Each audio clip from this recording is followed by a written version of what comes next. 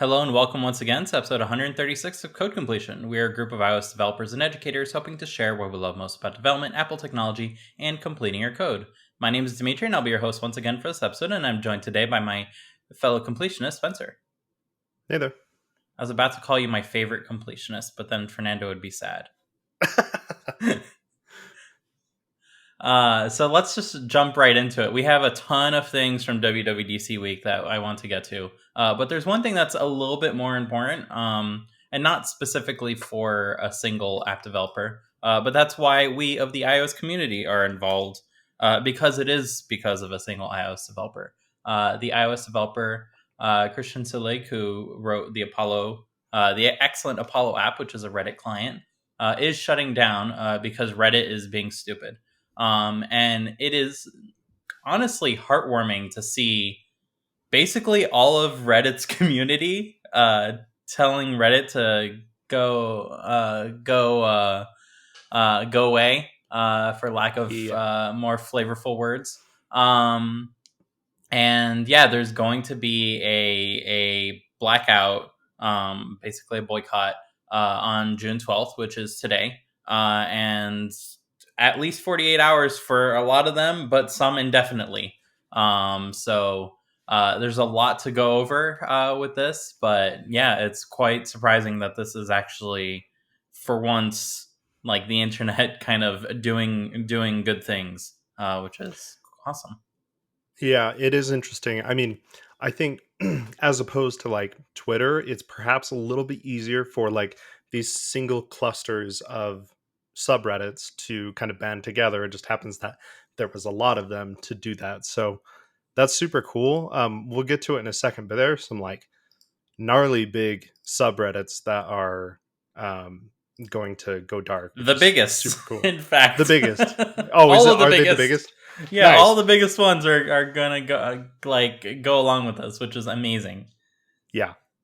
So it's we've got a few things that I'm sure we'll put in the show notes, but it's there's a couple just screenshots of posts on Reddit where, you know, I guess sort of what happened is the people at Reddit are essentially bullying Christian and the other developers, and to Christian specifically, they're sort of saying that he was blackmailing or threatening Reddit, which not really sure about that. He seems like a nice guy. I watched the if you haven't watched it, the Snazzy Labs on YouTube did a interview with Christian. It was like at least 30 minutes. It was really good, and he just seems like a nice guy. So I'd be just from that, it's hard to say, but I'd be pretty surprised if that he was actually threatening them in any way. They also said he was kind of wishy-washy. There's full audio of the entire conversation that happened. Oh yeah, because he's Canadian and it's legal in Canada to record phone calls. Illegal in California, but legal in Canada. And that is tough noogies for Reddit because it basically confirms everything that he's been saying. And it, like, you really have to go at it with a very defensive mentality to see it as a threat, because it's certainly a threat in the other direction. And to respond to a threat defensively by saying like, oh, it would be almost cheaper for you to buy me. It is not a threat to your big corporation. And to see it as that is so small of you.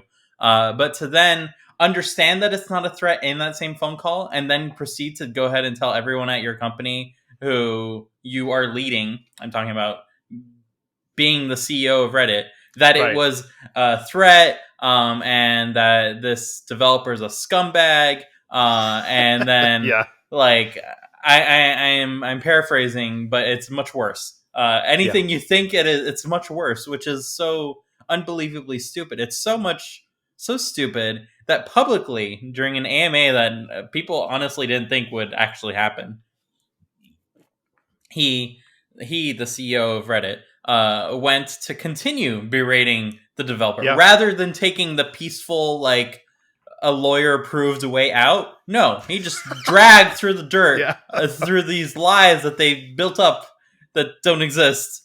And it's just sad, honestly. And It's it makes the case that Reddit is maybe not the best stewards of their own community, which is who'd have thunk. yeah, right. What's interesting is in the CEO's post, he says that there are like carve outs for um, mod tools and bots that will have free API access. It really is just like we talked about, I think last week or the week before. Um, Obviously, the people that are using the API for training large language models, and then it just happens that these Reddit clients are sort of caught in that like non carve out. So everyone else is fine. It just sucks that the way that a lot of people ingest Reddit is they're just saying screw you, basically. Yeah, and guess what? All the people that love Apollo are probably your most diehard fans that really Yep. wanted something that was full of quality. And just browsing around, it seems like none of those users want anything to do with Reddit anymore. And I know that community. It's all of us on Mastodon, right? Who are just frankly sick Yeah. of Twitter after what Elon Musk pulled there. And this is the same malarkey. So it's just very comforting to see the entire internet round up. Even if Reddit changes its mind, like it's Yeah. it's not going to be permanent, right? And the future of Apollo is he did Christian did say like, hey, if this changes, I'm going to keep Apollo up. So like hoping for the best, but Yeah. uh, like He can't bank on that. he cannot bank on that at all. So if you do want to support him, he has another wonderful app called Pixel Mhm. Pals, where you get little pixelated pets that just hang out in your dynamic island and stuff like Yeah. that. And that is so cool. So just let's go back to simpler apps without giant dependencies on giant corporations and wish for the best, I guess. Yep, definitely.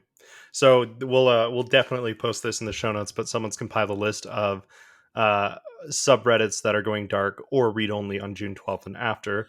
Uh, and I mean, r/funny, is that the actual largest subreddit? I didn't know I that. think so. 40 Okay. million plus users. 40 plus million users, and then there are 30 plus, 20 plus, 10, and down from there. Uh, Combined subscriber count 2.8 billion. Holy crap. That's Yeah, insane. it's basically every Reddit you've ever like heard of. Like Yeah. I was honestly surprised to see "Am I the Asshole," which is a very Yeah. funny Reddit, not private.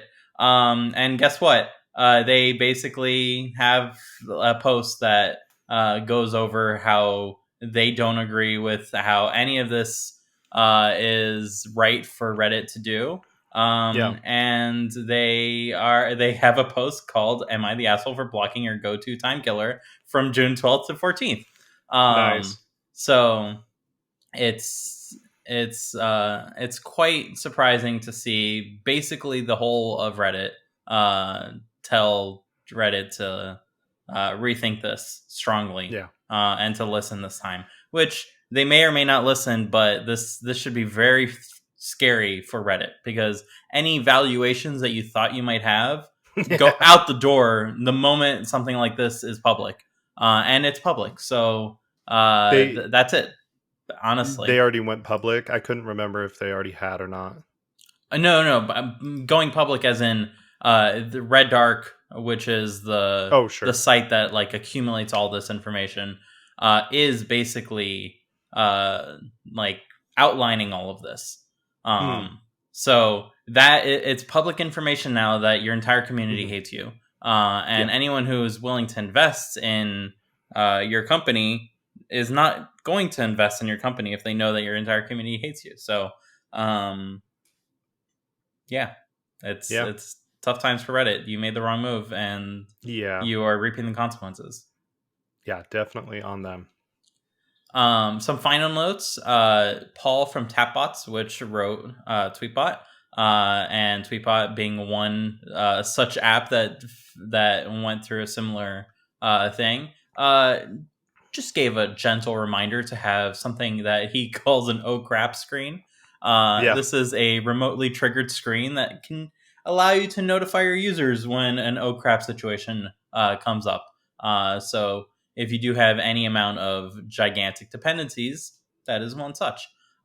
Steve John Smith also makes a point that, like, hey, all you app developers making fun new Yeah. apps on this newfangled thing called OpenAI, uh, consider this a warning sign because that is likely to happen as well. So, like, uh, figure alternatives out now while, like, all the cards are on everyone's hands before none of the cards are in your hands, and then you end up in a similar one-way street to, like, having your whole service, your whole app, your whole business, and potentially your private life shut down because a company thought that they weren't making enough money the way they wanted to make money.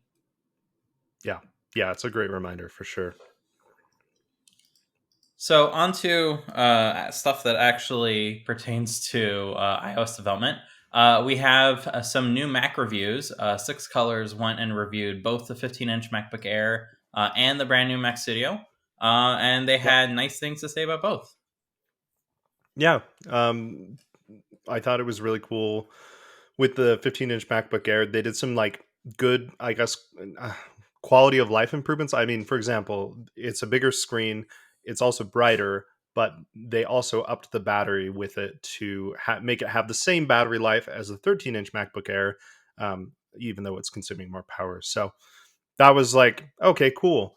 They've got some good graphs. It looks like, you know, nothing huge. They're slightly better than the 13-inch MacBook Air, probably just because of thermals. But yeah, so seems good. I think it's going to be a terribly good seller for college students and whatnot. So Yep, and the price difference between the two models for spec to spec is just $100.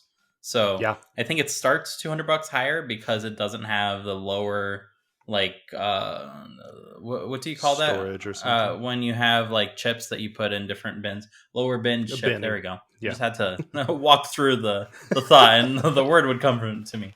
But it does not have that lower bin chip that the 13-inch MacBook Air has, so that's why there's a $200 difference. But once you spec to spec compare them, it's just $100 for an extra inch and a half or so. Like, it's always loosey goosey yeah, with these inch numbers of more screen, which is a lot more pixels and a lot more space to rest your hands, a lot more battery. All in all, it's quite a great deal. yeah. So that's awesome. Yep. Also, like Dimitri said, Six Colors reviewed the Mac Studio, the M2 Ultra one. I think this one, personally, for me, is a little bit more interesting. They've got some good graph comparisons of like Geekbench and everything. And so, like the single core and multi core score of Geekbench, not that much better than the M1 Ultra. Um, Well, single the core is over M2 Ultra. 2,000 for once, right? Yeah, that's true. Oh, sorry. I was looking at the M2 Max. Yeah, you're right. So the single core for the M2 Ultra 2025, the M1 Ultra is 1783, so that's a pretty good jump. And then the multi-core score is 25,000 versus just about 24,000. So not huge, but then we jump into the Metal and Xcode benchmarks, and this is where I thought it was really interesting. The M1 Ultra got 92,000 points, but the M2 Ultra got 125,000 points. So that's pretty big margin difference there as well. And then whatever their Xcode benchmark is, I assume. It's from a Just in GitHub repo. seconds. Yeah. It's just compiling something, I guess. It's compiling a whole Um, bunch of different types of projects. Um, okay, and yeah, it's yeah, significantly better than all the other Macs. So if you yeah, need to do development, this is a subtle nod to, hey, turns out lots of cores. We're finally using them, yeah, and it's looking quite good. So that's something that you might want to consider. yep, And I think this was quite possibly the only critique of the original Mac Studio was the fact that, hey, there's so much thermal headroom in this thing. Why is the fan always on? Why Yeah. is it always loud or audible? Not loud, audible. It seems they fixed that. The fan is still always on, but it is significantly less audible, to the point where Nice. you can have it on your desk and you don't hear the fan at all. That said, the old Mac Studio, which I have behind me, is not loud or audible to in most circumstances. If you're doing very peculiar uh, like audio work and you don't want your mic to pick up anything, sure, it might Hmm. come up. Like when I'm listening to this mic, I hear everything in the house and neighborhood. Like the mic picks everything up. Whereas your ears, not so much. Like the spinning hard drives that are below me, way, way, way, way, way louder Yeah, no than doubt. the Mac Studio. So just to set some expectations there, they made it even quieter. So yeah, if you need a very quiet, very high performing Mac, this is the one to get. And just don't look at the Mac Pro because I don't think Apple even sent out review units. I don't Did you know. see any? I haven't seen any. So we might be wrong. There might be some, like as we're recording, this is when all these reviews are coming out. So there might be some Mac Pro like reviews coming. It seems like they didn't really tell anyone or like give anyone one. Yeah. If you want it, you can buy it, but otherwise, it doesn't seem like they're super proud of it. And there's some new details that might indicate why. Yeah, this is interesting. So someone was trying to figure out, Hector Martin on Mastodon was trying to figure out, you know, he looked at the die shots in the presentations and he couldn't see anything uh, for like an extra PCI controller. He could only see 4 by 4 lane blocks and 4 Thunderbolt blocks. So he's trying to figure out how, because the Mac Pro has 48 lanes, physical lanes of PCIe. So how is that happening? And he runs through it's a PCI switch. So he says, yeah, okay, so they're totally cheating, basically. Yeah, so they gave you lots of expandability. You're not going to get full bandwidth to all of that. That said, not that you need full bandwidth for anything other than Sure, like maybe the the highest of GPU. high GPUs that did not use full bandwidth anyways. Yep. Yep. So it's like, is it really that big of a concern? Probably not. Yeah. Like most Especially cards are not going to use the full like 16 lanes of PCIe 4, and even if they like accept it, totally they will work with less, just mhm. fine. So yeah, it's interesting. Yeah, especially since it doesn't even support GPUs.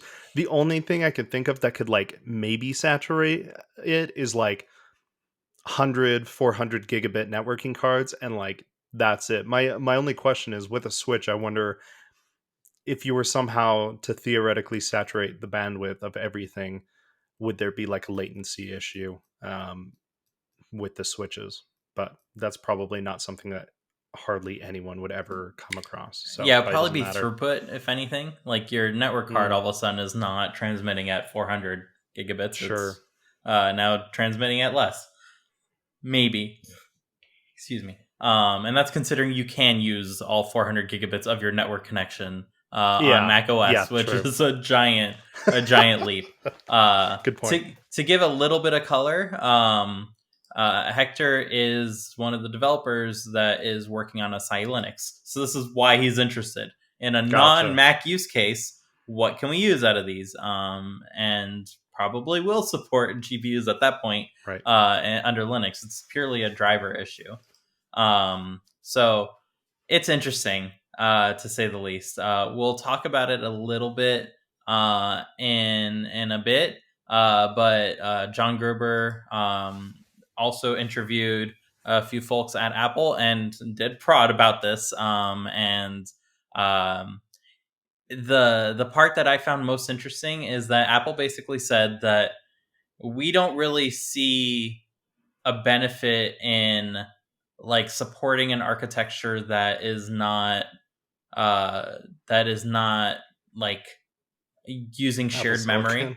No, that's Oh, not okay. using shared memory in some capacity, especially for graphics. Like we don't want to just continue encouraging that so we didn't like pursue that at all. Like, it's Interesting. not that we couldn't, we actively chose Sure. not to, because there are such extreme benefits to doing stuff on a GPU that has such a huge amount of memory available to it.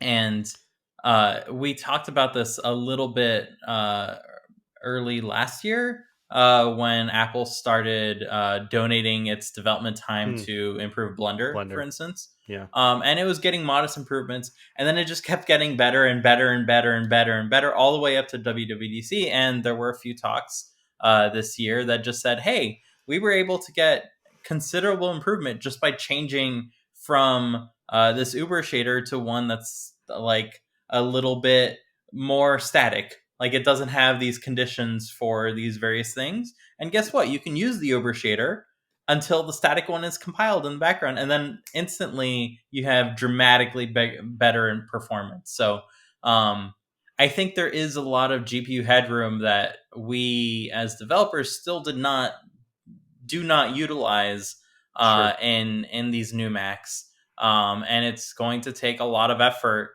and who knows if that effort is going to be spent to really eke out all of that performance, and that includes developers at Apple. Like, they Yeah. continue to get more and more improvements out of this architecture. So from their point of view, they see there's lots of headrooms in existing machines that they've shipped. Mhm. So they don't see them needing to invest in GPUs. Those are kind of their words, and I'm paraphrasing as best as I Sure. can. Yeah. I mean, I guess Apple, just from Dub, it kind of seems like they are, how would you say it? Like, pretty confident in Hmm. just their GPU silicon. I mean, like the game porting kit, if they're saying, hey, game developers, this is the time to come, to Mac OS, that must mean that they think Apple Silicon can keep up with AAA games once, of course, they are optimized and everything for Metal. So I don't know. I mean, it's pretty interesting to see. There, I'm not sure if you've looked at any, but the just what people are doing with the beta version of Sonoma and just trying to throw in an exe of some game. And it works.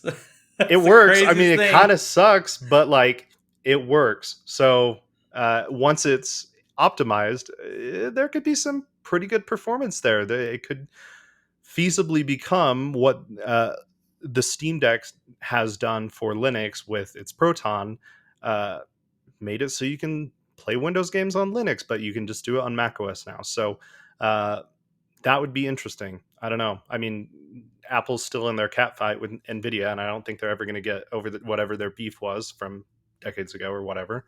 So yeah, I'm really interested to kind of see how it goes. But like I mentioned with the performance graphs from Six Colors, like the GPU improvement is like 25% or something. It's pretty Hmm. good. So That's like almost year over year, yeah, which is surprising that we're still seeing those climbs. And we'll probably see them a few more times before it's basically that's it in our lifetimes. So like, enjoy it while it lasts, yeah, I guess. Um, yeah.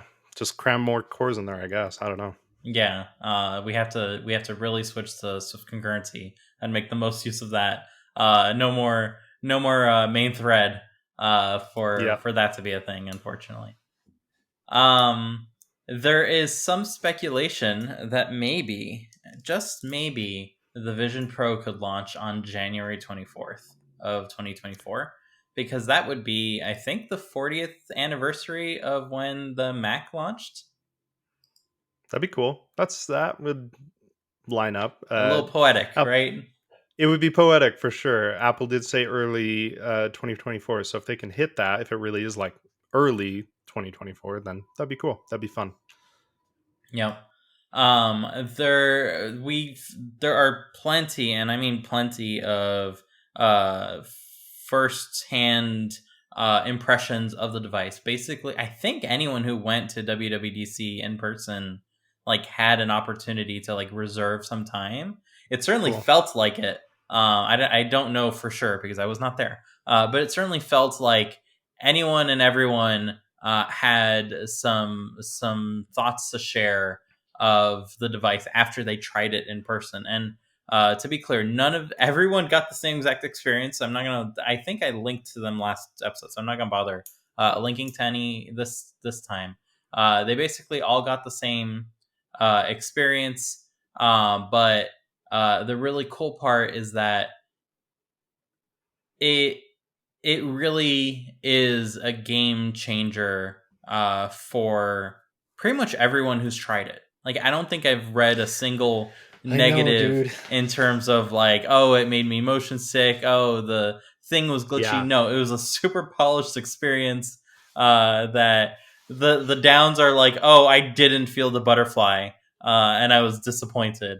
Or the dinosaur actually terrified me a little bit. And I miss seeing triangles to remind me that it's not real. Those were the kinds of thoughts and feedback that we Yeah. got. So I am really, really excited. Yeah, it's so interesting. Like you said, like no one's mentioned uh seeing pixels or yeah, like the frame rate being bad and like making you motion sick. It's pretty crazy. Um Steve Troughton Smith is kind of saying he says a lot of the WWDC sessions are comparing Vision OS to Mac OS more so than iPad OS. So there's a suggestion that you can have like a ton of tabs open, or sorry, windows open. Um, Dozens, they dozen tell us. there are dozens of us. Yeah. The Windows. But he said, yeah, sorry. But he says, I would love to see macOS style resource usage. Go nuts, open anything and everything you want. So that'd be cool. That'd be really cool.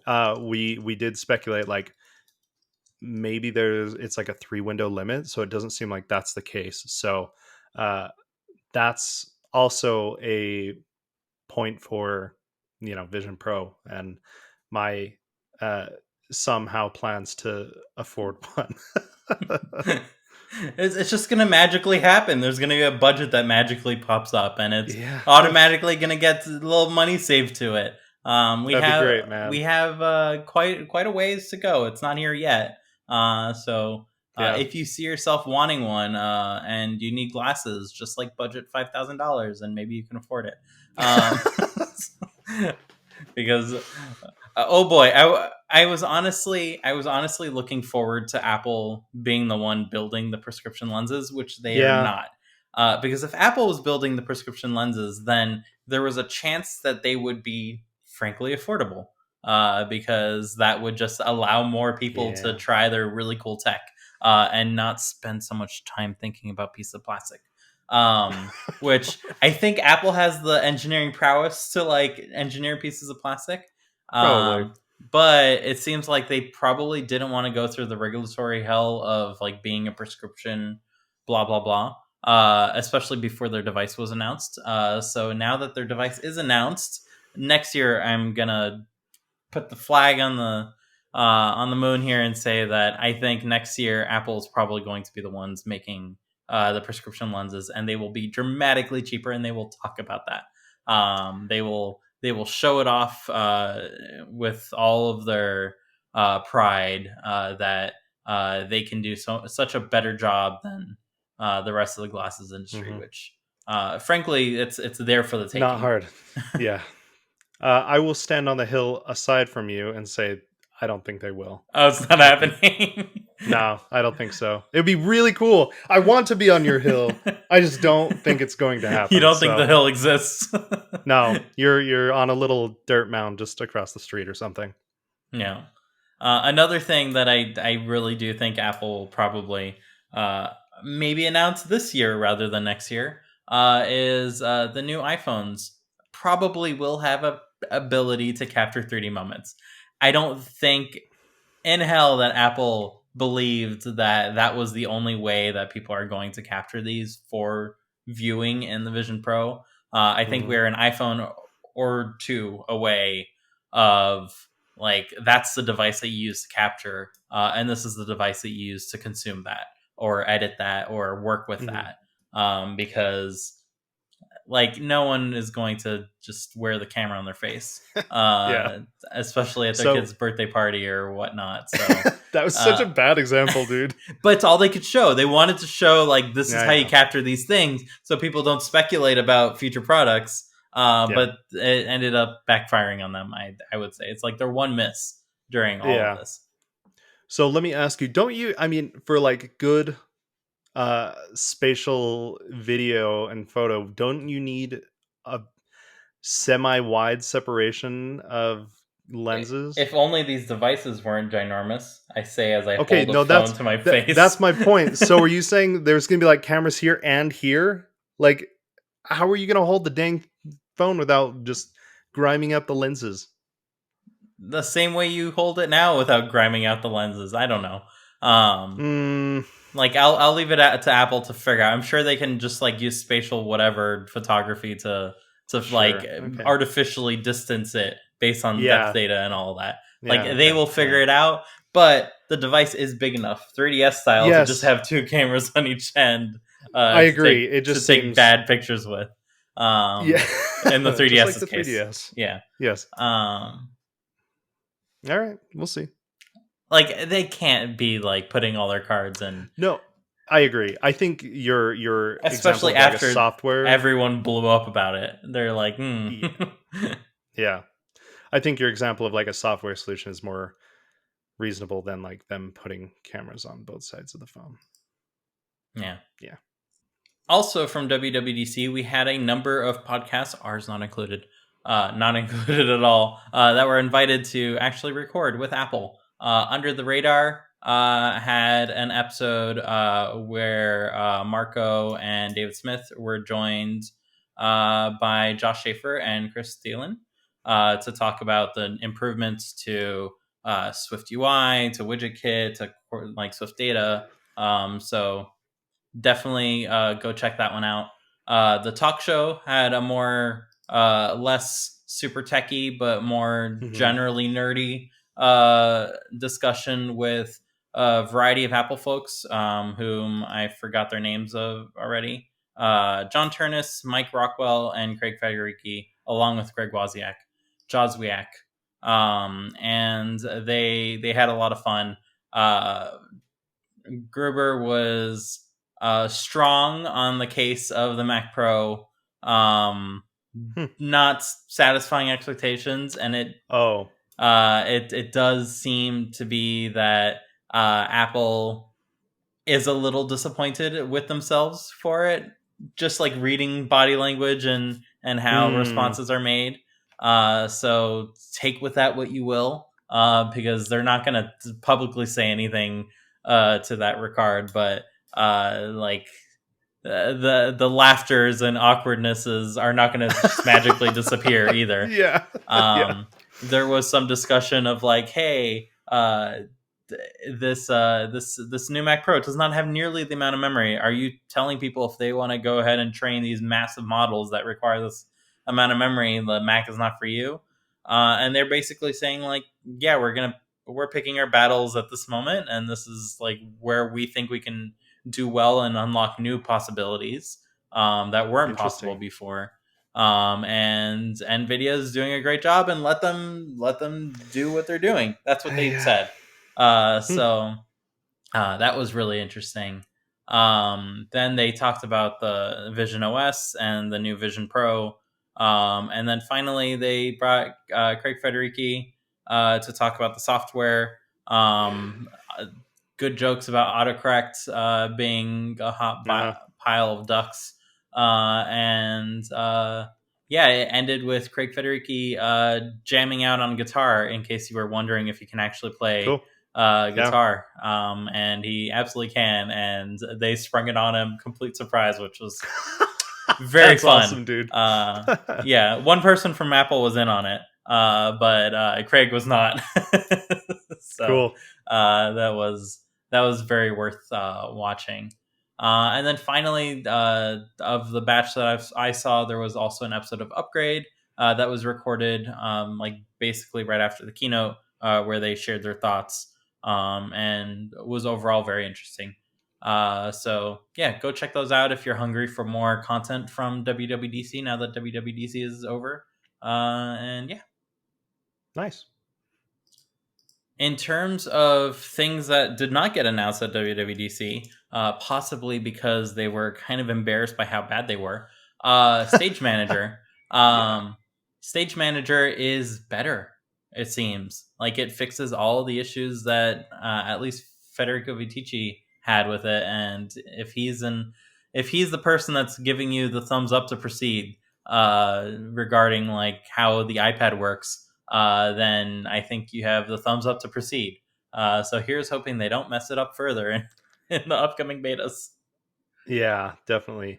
Was the limitation just 2 windows in the previous release? No, it was 4, but you couldn't have Oh. them overlap in any way, and like they had these like Oh. very fixed sizes, which were like loosely just the size classes. Mhm. Now you have a lot more wiggle room. You Cool. can overlay things. You can make it work for you. So I don't know if it's limited to 4 windows still. We'll see.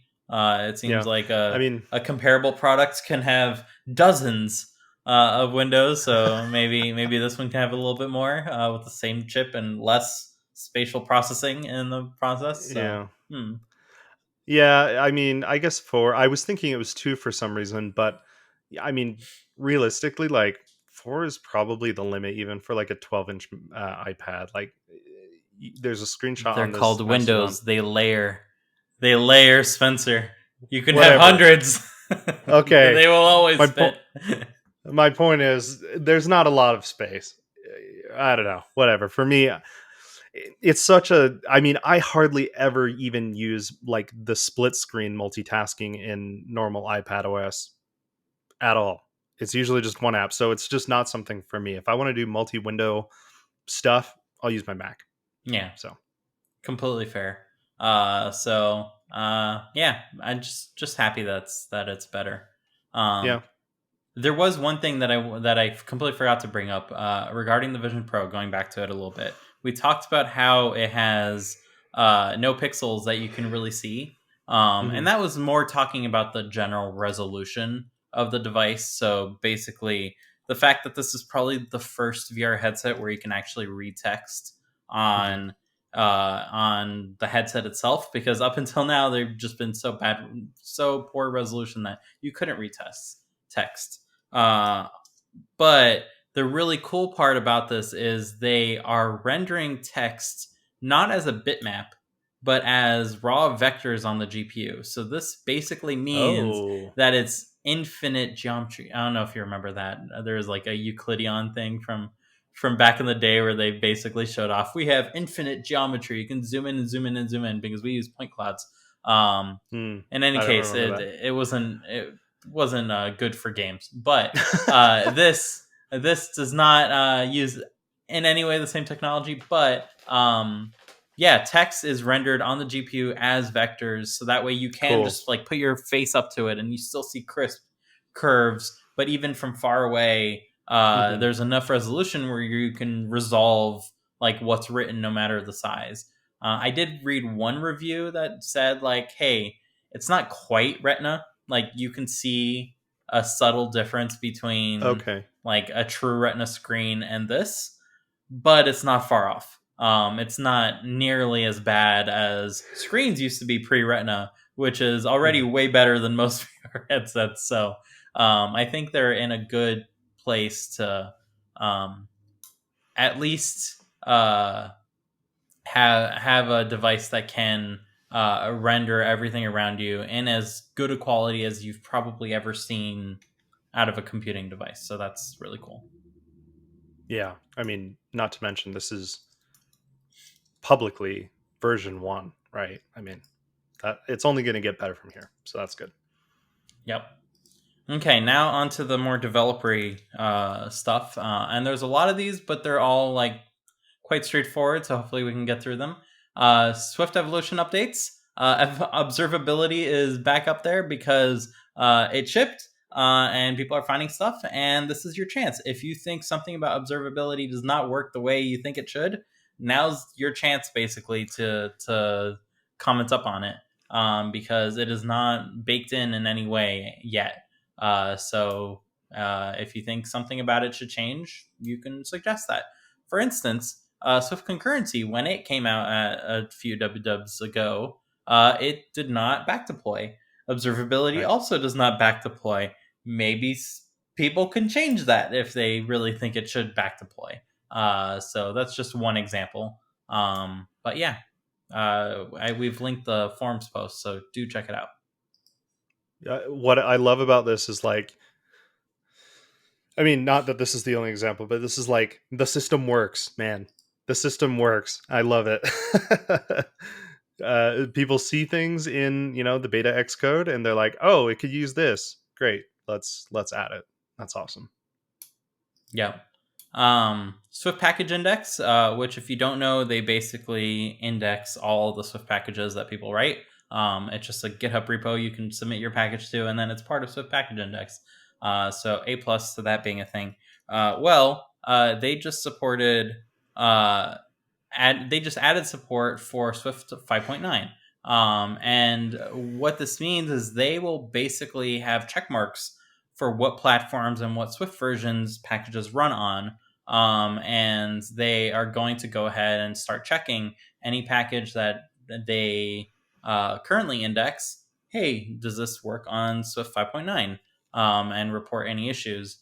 Also, they will go ahead and build the documentation for that. So super A plus for that. I've been using Cool. Swift Package Index to generate documentation for Codable Data Source, and awesome that is part of that. Very nice. In terms of new things coming to Xcode, we have macros, and there's just this little tidbit by Helge Hess.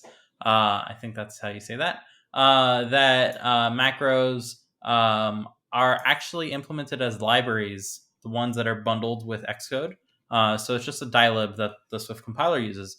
But when you vend your own macros, it basically just builds a like a command line tool that just takes via standard input some JSON. And that's basically how it communicates. Send some JSON over, return some JSON with the updated stuff. And that's how the compiler plugin works. So a That's little bit cool. of under the hood magic for that, which I think is really awesome. Yeah. Xcode 15 has some sweet new features.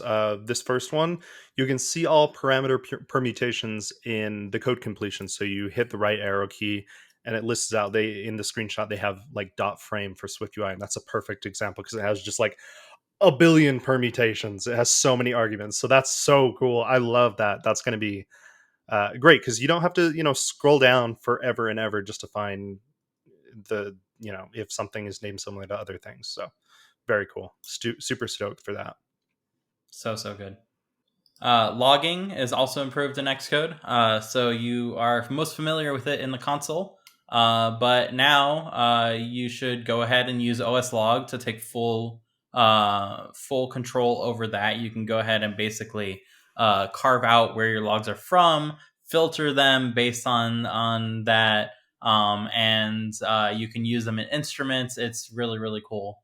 Kishikawa Katsumi also notes that, hey, if you were relying on like printing out things in tests and you are no longer seeing those results, that's because parallelization has been turned on by default for running tests. So that's why you might not be seeing those results anymore, because once things are parallelized, the log is like good luck following it. So it's Yeah. basically disabled.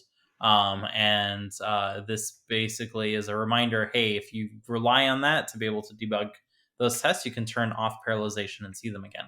So that's really, really cool. And then this dude called Dimitri on Mastodon also notes that Xcode bookmarks are awesome. And Can I we personally agree. trust this guy? I don't know. I agree with him that bookmarks in Xcode 15 are indeed awesome. Longtime Xcode users will remember that they used to be part of Xcode, and then they got removed for quite a while. But they are back, and they are back with awesome new features where you can just right click on any line and say add bookmark, and you just get a little bookmark on the right side. You can click on that bookmark and rename it right then and there in the editor, and then it will show that there. So instead of littering to-dos all over the place, bookmarks. Yeah. Um, Yeah. you get a little navigator on the left hand side that shows all your bookmarks. If you delete code around a bookmark, you don't lose the bookmark. It's not like a breakpoint. It just gets like shuffled to a place that doesn't make sense. But what can you do? You still keep the bookmark, and bookmarks can be checked off, so they work like little to dos. Very nice. And they don't go away when you check them off.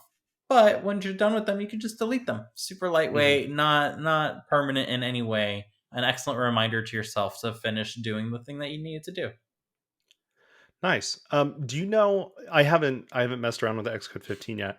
Do you know? Do they like get committed, or are they just like a local thing?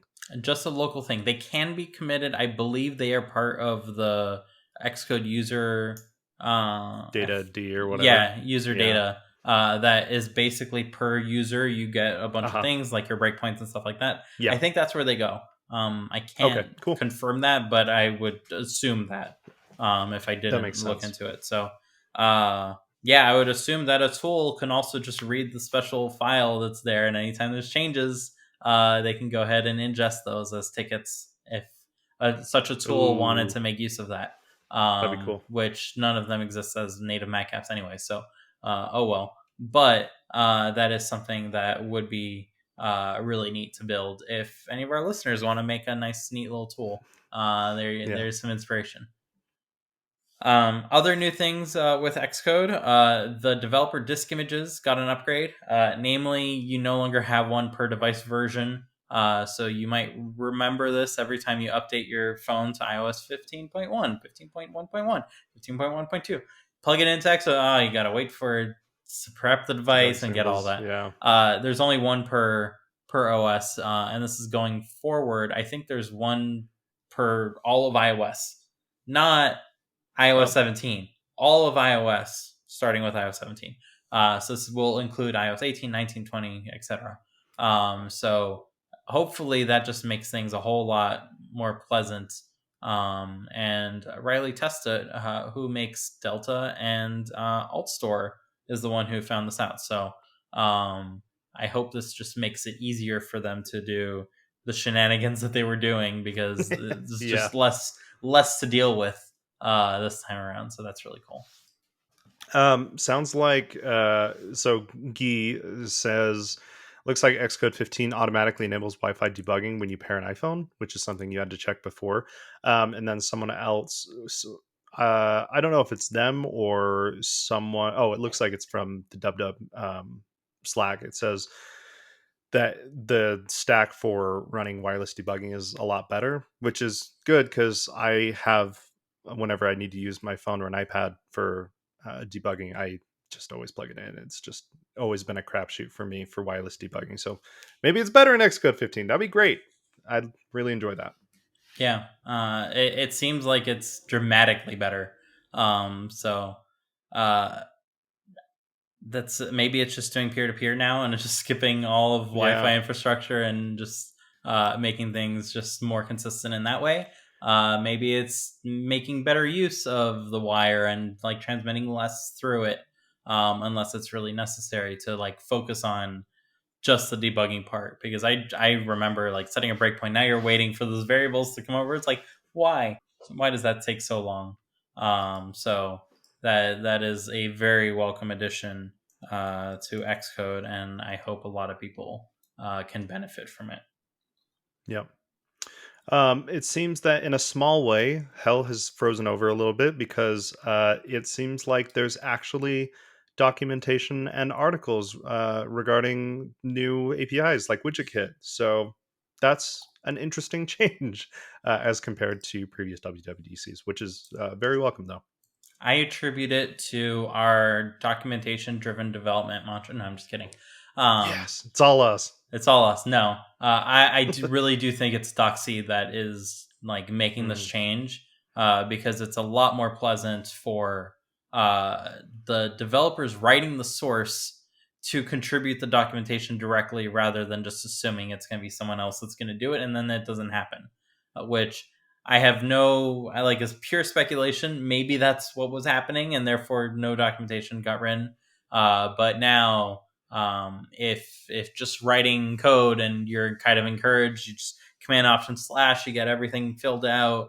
You can go ahead and type in that, and now in Xcode 15, you actually see like your documentation being built like Yeah. as a rendered file.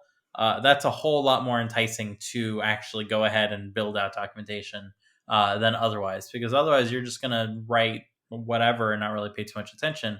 Now you really can like write your method signature and then just write the documentation before the implementation and like clarify your thoughts. Yeah. And you actually have something there that's tangible. So that's what I personally do. I kind of design the API in my head and then write out just the API without the method implementations, and then start with the documentation, because that oftentimes clarifies what I'm trying to do, and just like crystallizes it in a way that Hmm. you can act on Nice. it. Do you remember Parian? No, okay. I was going to ask you. I've never used it before.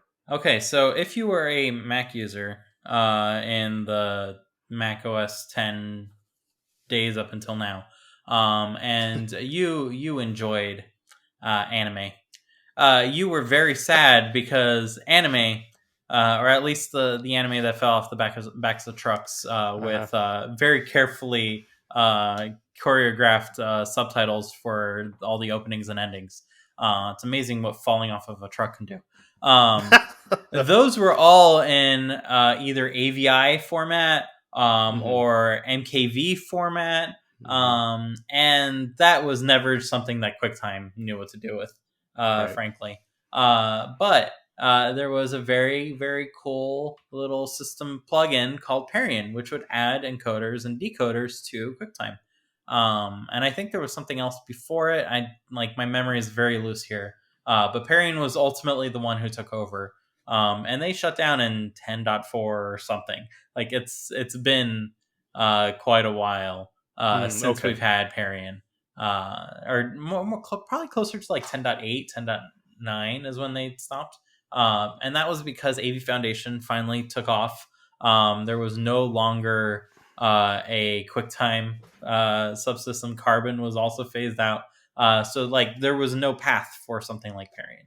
Well, the times are changing because there's now a media extensions type for macOS only, so no iOS, unfortunately.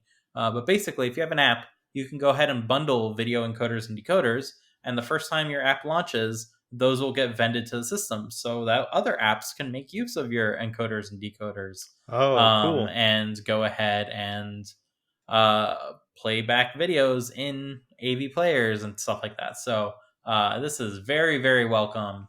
And I hope that we see something like Parian once again, instead of needing to use all sorts of wacky like playback players. I haven't really used uh, most of those for quite a while. Anytime I have to do anything wacky, I just open VLC. But yeah, this enables it Oh, to just happen in QuickTime or in any app that you use. So that's very, very cool. nice. Yeah. So my follow up was going to be, have you used VLC? Like, did VLC exist back then for macOS? VLC was very bad back then for macOS, and Oh, it okay. certainly got Okay. much better. And then there were quite a few players that were based on Matrovska that got better. And we're in a much better place now, so maybe something like Parian just wouldn't happen. But it's definitely something that could happen now, so that's very, very cool. Especially considering that it's just baked into the system everywhere. So Yeah. like that quick look would work, like sending an email would work, That's very cool. using Ivory would work. Like literally everything that is on your Mac could use these. Final Cut would work, Hmm. iMovie would work, LumaFusion would Yeah. work. So Right. that's That's cool. very, very welcome that something like this is available.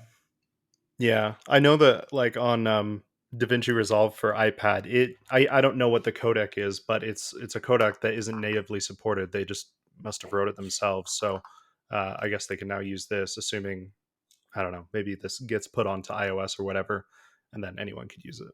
So Yeah. that's super cool. I can only guess that this is like the first iteration, so that's why it's macOS only. Apple Yeah. has for a long time had custom encoders and decoders that if you had a Final Cut Pro, you could download them, and it was like the Pro Video Toolkit or something, Yep. and that would enable other apps to use those encoders and decoders. So the system has been there for quite a while. I think this is just Apple finally rounding out the pieces of it. And that's perhaps a theme this year. It very much seems like anything that Apple did put together, they just went ahead and made an API for it. If there was missing functionality, they just opened it up. I remember That's great. there was a SwiftUI animation talk, and they basically said, "Hey, the keyframing, you can have full control over the keyframing. You can use it for things other than SwiftUI. Namely, I use it to make these Swift charts that show the timing graphs." And I don't know, Apple from a few years ago would never leak the internal like parts that like got you to the end bit. You just got the end bit. And if it Yeah. didn't satisfy you, oh well. Well, here's all the pieces in between. It's like, wow, I was definitely not Who are like you? expecting any of this year. So very, very welcome. Cool. That's awesome. Other things that like definitely feel like they weren't expected this year. Well, anything that was once relying on Carbon, now there's just like one thing left. The event like handling system. That's the only piece of Mac OS that has like a little bit of Carbon code still running in it. Um, and that's because the menus, the menuing system that we know and love, no longer use like their Carbon internals. They've been completely rewritten using Cocoa, and that enables them to finally have sane APIs for adding, I don't know, section headers or views. Like Sure. it was just wackadoodle up until now to deal with NSMenu. So now it's just much better in Sonoma. So A plus to that. Nice. Always welcome. Yeah, split fuse I too. I think got some like niceties. Oh, nice. Like if a split is collapsed and you hover your mouse over it, it will just peak a little tiny bit, so that way you Yeah. know that there's a split that you can grab and that your mouse is in the right spot to grab it. Like just like those little thoughtfulnesses that I Yes. once feared were gone from Apple's design language, are starting to like make their way back in. So the world is healing now that the carbon catastrophe is over. Um, The world is healing. I don't know how else to put that, but yeah, macOS menus A plus. Another cool thing about macOS Sonoma and iOS 17 is you can share passkeys and passwords not inside of your family, so to whoever you want, which is super cool. And then I loved someone's comment to this. They said, "Nice," and then in parentheses, "Netflix must be hating y'all right now." Lol. Which that's pretty good. Yeah, it's like 1 year too late for the Netflix sharing use case. Yeah. But yeah, it's super welcome that iCloud passwords not only can be shared with your iCloud family, which is I think what Yeah. everyone just assumed would be like when it gets sharing, that's just going to be it. Hmm. No, just arbitrary groups. You make them. Whoever. Whoever you send add to it can access and edit and do cool things. So super cool to see that come to Apple's platforms. Security code autofill also works with emails. Finally. So So good. that's like a finally, because I don't know about you, but I've been dealing with a company called Payflex lately. And Payflex, I don't want to give them my phone, so they send me an email. They don't allow Uh-huh. copy paste from the email. I have to remember that stuff as I Love it. flicker between windows. So that is something that I am very happy to see coming, and I am super tempted to upgrade to OS versions that I should not upgrade to, just to Don't get do it. those niceties. But there are some other Hold like minor strong. improvements. It will automatically share text with your Mac now if you have iCloud. Like it's no Nice. longer a separate checkbox to like figure out. So that will just make it so much easier to get like codes to transfer. It will delete codes and put them in Yeah. a 30-day recycling bin. Uh, so that way you don't keep those texts around because definitely those are the ones that are using up space and messages. Definitely Hmm. not sending like huge videos back and forth. Ah. But it's just nice to keep everything cleaner. And yeah, overall, iCloud passwords, 2 thumbs up. I hope they fix the issue where if you just visit a website, it says, "Do you want to update your password?" And you're like, "What?" And if you're Yeah. stupid enough to say yes, then you lose their password. That's like a big thumbs down for me. I think that like crept in over the past year or two, and I very nearly lost my GitHub password like Oh, once or twice. I had to race to another computer that hopefully did not get the edit turn it yet. off. Yeah, I Yeah. turned off Wi-Fi immediately so I Yeah. can salvage the password before it got wiped and it synced everywhere. So Ooh. there is Fun. that. So I'm now very careful with passwords. And there's also like you make an account and it does not save the password. So I've also gone to the habit of copying any password it suggests just in case it decided not to save it. So there's some iffy things in the current like OS version that I'm not super trustworthy, but in general, over the past like 10 plus years, iCloud passwords have been very nice to have, and I've used them heavily. So I hope this is a return to more sane habits. Yeah, definitely. CloudKit got some good changes for with macOS and I assume iOS. Yeah. So what would happen before is if you turn off iCloud Drive, it would turn off iCloud, CloudKit's like syncing or just any availability of CloudKit For for all every apps. app. Yeah. Yeah, that's bad. So now you can disable the iCloud Drive, but it will you can sort of disable apps individually now. So that's a great change. Also, they I don't know who this is. Tim Mahoney. I guess they have a something called oh no, CK Sync Engine is Apple's thing. Uh, they released. Sorry, I'm butchering this. He released a I guess a sync API, which brought. Oh my gosh. Okay, sorry. Start over. Can you do it? Sorry, I Yeah. don't really. All right. Okay. And then Tim Mahoney is sharing that Apple is now releasing a new thing to CloudKit, and that is a sync engine that takes care of all the syncing. So that way you don't need to That's think great. about syncing, which is 100% what CloudKit needed because it is a little bit complicated. It gives you all the bare bones things, so that way you can manage the sync yourself. But then as soon as you need to like figure out what records to keep or records to update, what's changed, making the Yeah. subscriptions, the push notifications for the subscription. It's a lot. So this just makes it easier, or at least it claims to make it easier. It will turn what used to be 5,000 lines of code to 500, which 500 lines of code, it might seem like a lot, but that's just a file that you can write Yeah. in an afternoon. So that's uh, a great addition, and it's seems like they were using it in freeform, and that's probably where they were beta testing Oh, it. cool. So if you want to have syncing like freeform does, this is what's going to make it possible. So A plus. I have to, yeah, I have to say I haven't used CloudKit in quite a few years now. I used to really, really enjoy it. I'm really happy that Apple isn't like abandoning it, and I mean, it seems like they're using it internally for a lot of things, including like notes and, like you said, freeform and I stuff. mean, So Photos is like all of, is all built yeah, on CloudKit. So yeah, that's cool. It seems like I don't know if there's really been much of an improvement to it aside from like that core data integration.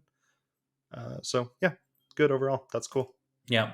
And if you are curious, CloudKit is actually based on an open sourced database that Apple actually owns, Oh, and I didn't know that.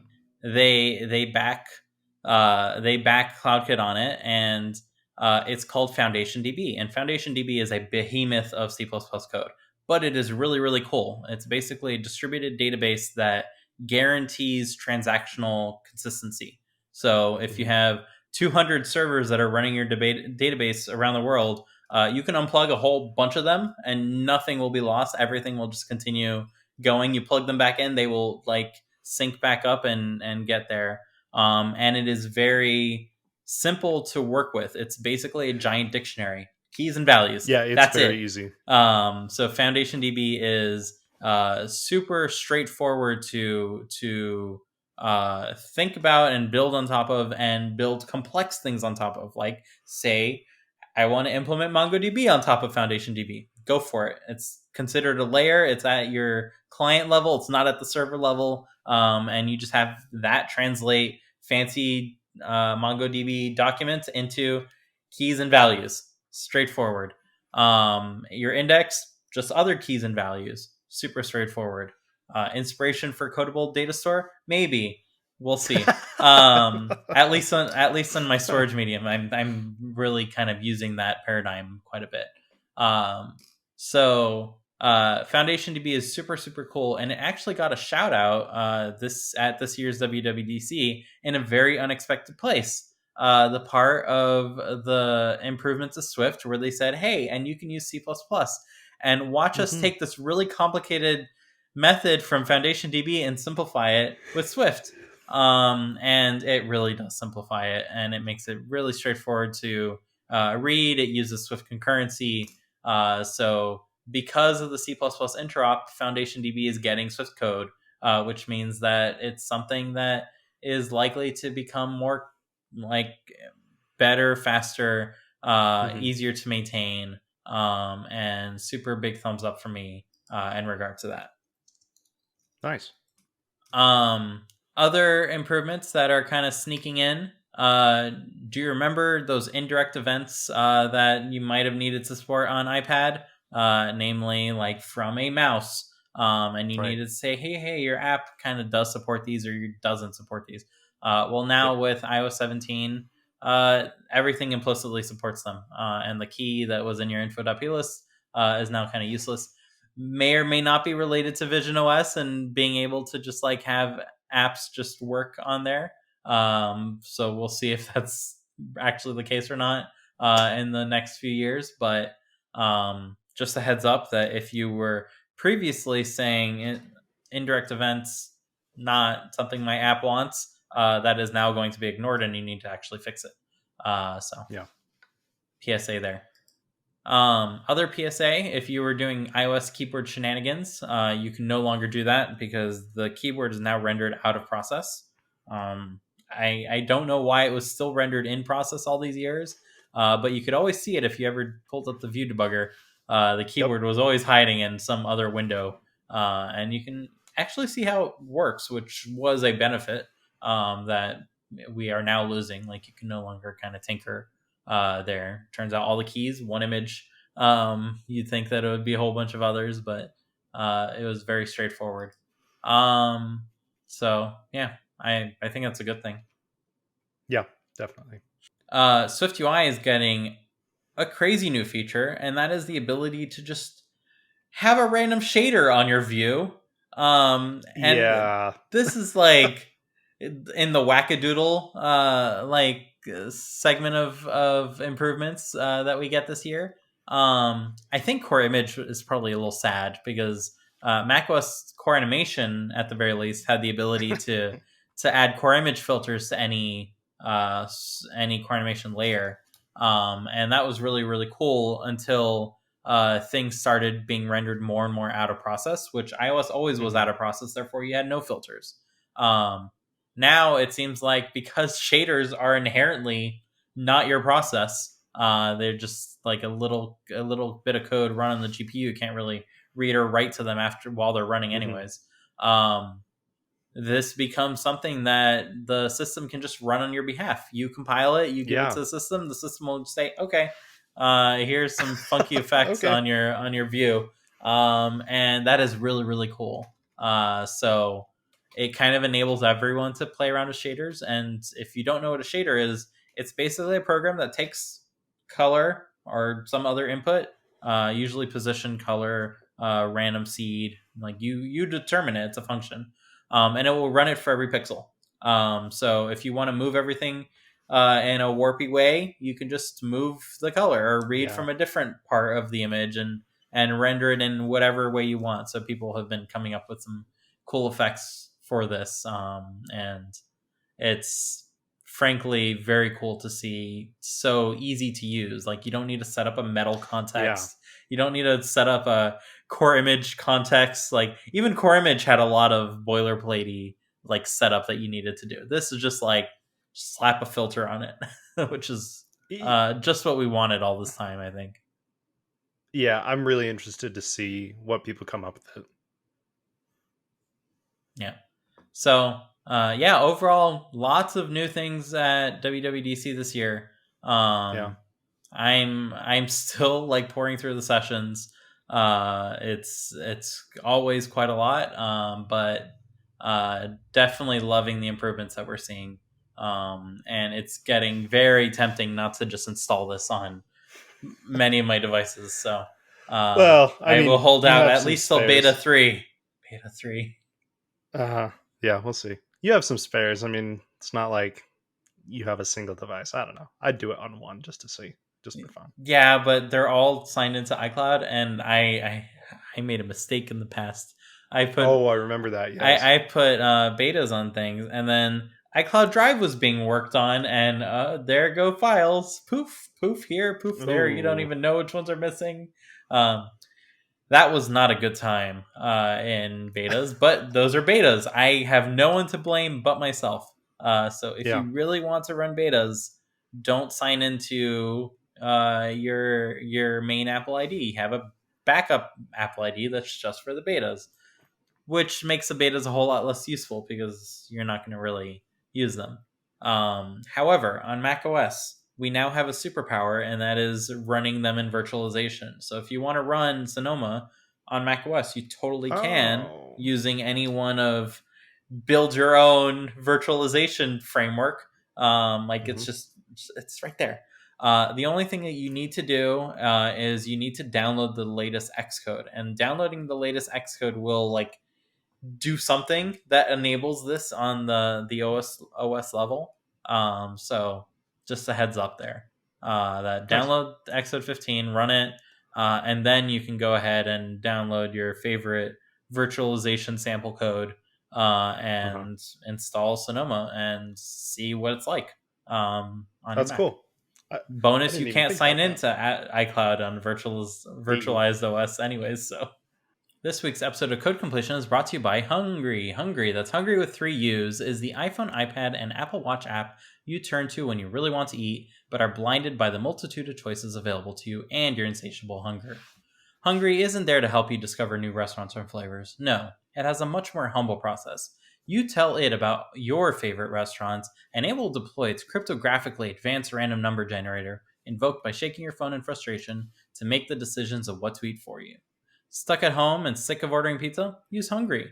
Did Hungry just suggest pizza again? Don't fret, as options for another cuisine, a cheaper option, something closer, or simply another place are just a button away. Hungry also comes with a collection of fun animated iMessage stickers, so you can share your hunger with others. Thanks again to Hungry for sponsoring our show. Search for Hungry, that's HUUUNGRY, on the App Store today to give it a try. So, Spencer, I've got a code completion tip for you. And I think in the past we've talked about disfavored overload before, but this being WWDC is a great opportunity to talk about it again. So disfavored overload is a compiler attribute. I don't know what you call these really.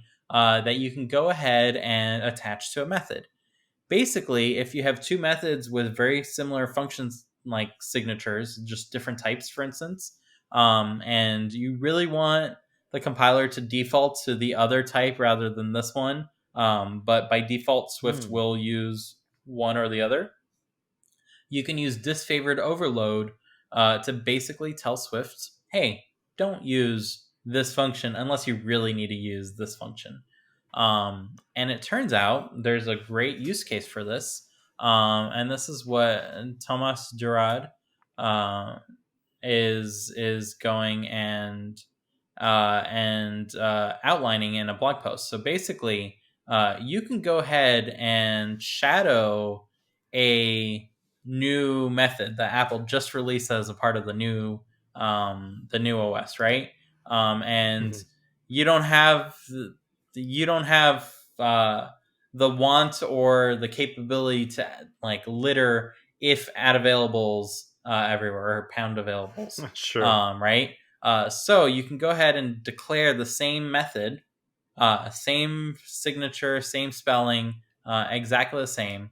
And all you need to do is mark your version with @disfavored overload. And then inside of the implementation, you can have your if pound available, and it will either call the one that is available or it will just return self or some defaults that will work. And the benefit here is that in your regular code, you don't need to think about it. You just use Sure. the now available on older OSs counterpart that you shipped as a part of your code base. But it won't like infinitely recurse as a result of that. It will just simply dissolve out of nothingness on the newer OSs, and it will fall back to any fallback you specify in the else statement on older OSs. And then the best part, when it comes time to delete this because you no longer care about iOS 15, you can just delete the extension. You don't need to modify the code that calls it. So overall, it just makes everything a whole lot simpler and a lot nicer to deal with. So super big A pluses for this from me. Nice. Could you just name your function something different so it doesn't recurse, or does it not work You that way? totally can, but then you need to Oh, go okay. ahead and update your code that calls the Oh, differently sure. named function, right? Yeah. Okay. So Okay. this is just like a syntactic way to really make everything super clean. Gotcha. And not have to rename it everywhere. Yeah, Yeah. that makes sense. This is something that actually works well with a different tip that I'm going to share today, and this is using the pound if compiler directive. So basically, if you say pound if space compiler open parentheses greater than or equal to 5.9, Yeah. then the code that's in that block is only going to be considered on a version of Xcode that supports Swift 5.9. So this allows you to start using code that needs the new SDK, but it will still work on older versions of Xcode that don't support the new Oh, SDK. So, namely, you want to use the new Xcode, but your coworkers don't, or your CI can't. This is how you do that. You just wrap your new code in the if compiler, and then if you are on a new version of Xcode, that will run. If you are not on a new version of Xcode, that will be ignored completely. So it's not even going to be part of the app. So do keep that in mind if you have anything in there not compiled. So it won't end up on the App Store at all. But once you switch to the new Xcode, like that will all be available. So you can start developing things early, start playing around with the betas, and still keep shipping your app, which is really a nice thing to have yeah. when this busy season is upon us. As always, I want to personally thank everyone for listening in this week. Please be sure to follow us on mastodon.social @codecompletion to know when new episodes go live, and feel free to toot at us if there's ever a topic you'd like for us to dig into. Most importantly, as a small podcast, please be sure to share this with your friends and family who are also interested in any part of the process of app development. It's your support that enables us to continue doing this, and we hope to grow a healthy community around everything we discuss. Once again, I want to give my thanks to Spencer, who is at Spencer C. Curtis. That's SpencerCurtis for joining me this week. My name, once again, is Dimitri. You can find me at Dimitri Buñol. That's DimitRiBounIol. And we'll see you all next week. Bye. Okay. I have a minor gripe to share for commented out. Okay. And that is me losing lots of time last night. So I very patiently crafted out a system that was working perfectly on my Mac that used key paths to just allow you to index into collections. It was kind of complicated, but seems to be working fine. And I was using those key paths to like automatically figure out, oh, the index is named this, so I'm gonna like save that on the database to figure out if things change, like I can re-index and all that. Well, this all kind of fell apart when I submitted my PR to GitHub, because I'm writing PRs to myself, just so I can review things and catch things like this, because the little GitHub runner that Yep. ran my code on Linux said, what are you trying to do here? Because none of these tests work. And that is why I learned to hate key paths, because they are a half implemented piece of ducks that I am not happy with at the moment, because I learned to trust them. I learned to bring them into my family, and then they shoot me in the foot last moment, in the unsafe code that they are, because I was relying on printing them out and then parsing strings. And it turns out those strings are different on Linux than on Mac OS. But it's not just that. Like, if that's that, and then okay, on Linux, just can't use this on Linux. No. Turns out anything that's computed will have the same thing. And on Linux, it's more robust about this than on Mac. I don't know why it's there's different functionality on one or the other. But don't rely on key paths having a name that can be a completely garbled name, because the function is created at compile time and does not have a name. That's totally what the key path could refer to. So that's why they don't have a property for this. So this is my warning to my fellow app developers. Do not rely on Swift key paths for string names. They just don't exist. They will only bring sadness. Yeah. I think yeah. Yeah, I was going to say, do you have a solution then? Yeah, so my bad solution now is the property wrappers that I have. You need to specify what the property name is along with them. The bad part of that is it doesn't really work if you stop and think about it, because if you freeze dry something using Codable, then that key name needs to come from Codable. But if you don't have one from Codable, then you're not going to have one from the code that it's marked up with. So it's very, very bizarre in that way. So that's like problem number one ish. Problem number two that I am going to need to deal with is, okay, then maybe macros can help me out. But then what is a macro really doing? It can read the name, but it's not going to be able to read down like the graph of key paths that you can build. So yeah, I don't know. I don't know exactly what I'm gonna do about this. If I end up going the macro route, I might like have this just create an enum for me, and then just have that be the way that you interface with the indexes, is via these enums that get auto generated based on the property names that you just happen to index. And that might be the solution, right? But then I need to have a proper macroing system, and I've been like not wanting to do that because I wanted this to work before meeting Xcode 15. So for now, I'm going forward with my very bad idea that's not going to work with Codable, despite Codable being the name of my thing. And I'm going to hope for the best.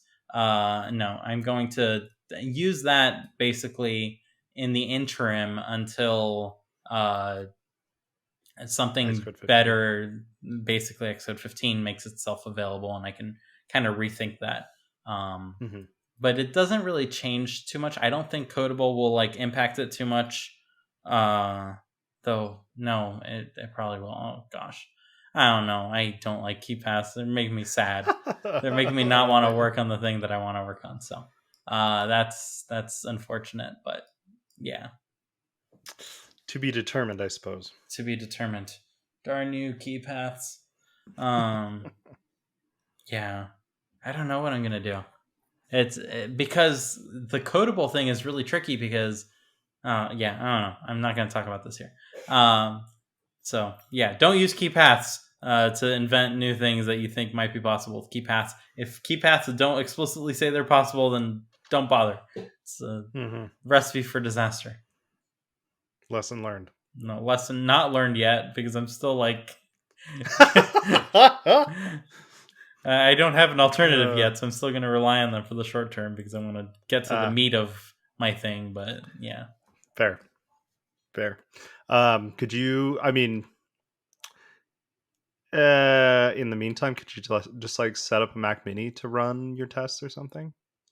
well, no. So I fixed the tests, but Oh, it's like an architectural problem with my design because if it's showing up okay. on Linux and it also shows up on some Mac OS properties, then it's just like, what's the point? I Oh, can't I rely on see. this.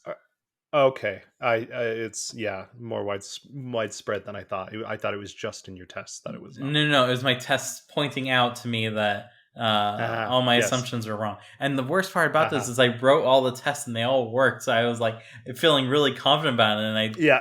I like see, oh, my build failed. And then after my build failed, of course, my internet stops working.